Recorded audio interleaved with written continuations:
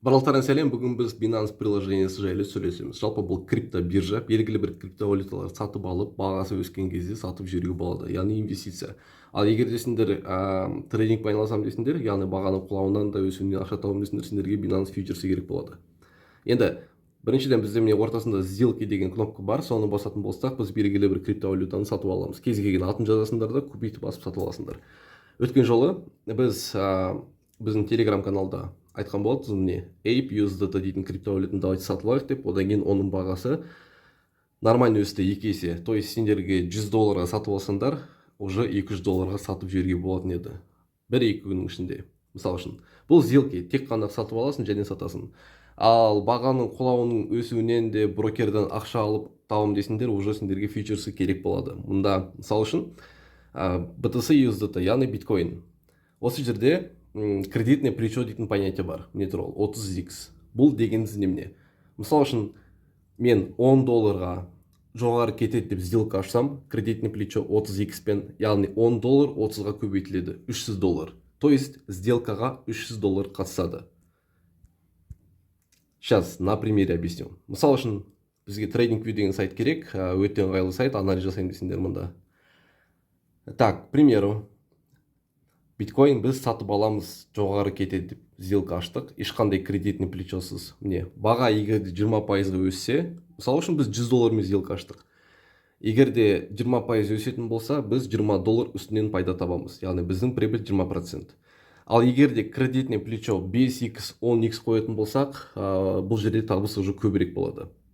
Мысалы үшін кредитный плечо 3x пен сделкаға кірдік $100 мен, сделкаға $300 қатысып жатыр. Баға 20% өскен жағдайда біз табысты $300 аламыз. $300 20% это где-то $60. Яғни $100 мен кіріп, $60 пайыз біз кредитный плечоның арқасында таба аламыз. Әрине бұның обратный сторонасы бар. Кері қарата кет қалған жағдайда тезірек ұтылып қалуға болады. Мысалы үшін, ешқандай кредитный плечосыз біз биткоинда, к примеру, кірдік, жоғары деп, баға егерде 100% аса түсіп кетсе, біздің сделкамыз минуспен жабылады. Егерде 100% болған жағдайда. Ешқандай кредитный плечосы жоғары деп кірдік, баға 100% түсіп кетті. Осы жерде бізде сделкамыз уже минуспен жабылады. Егерде біз кредитный плечомен кіретін болсақ, яғни брокердің ақшасымен, брокер өзінің ақшасын ұтылуға бермейді. Бұл дегеніміз қалай? Сендерде цена ликвидация деген болады.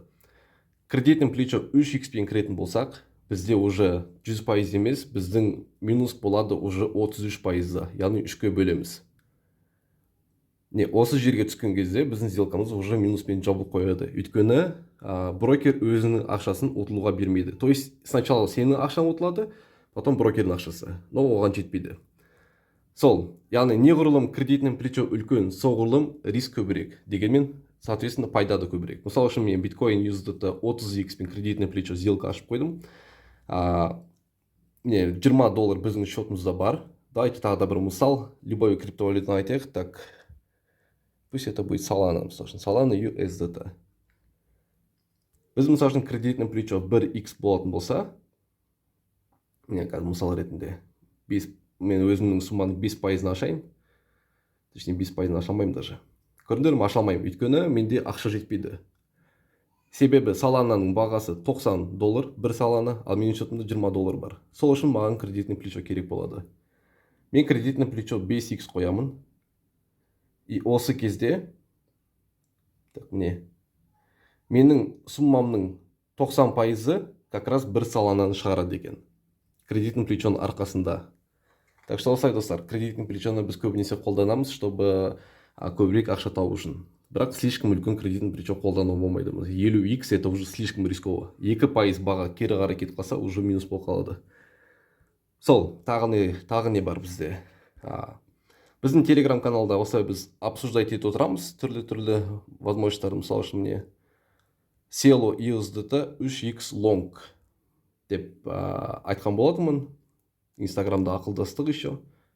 И как раз мне 56%-ға өсті. 3x кредитный плечоның арқасында біздің табыс 150%. Осылай достар, сау болыңдар.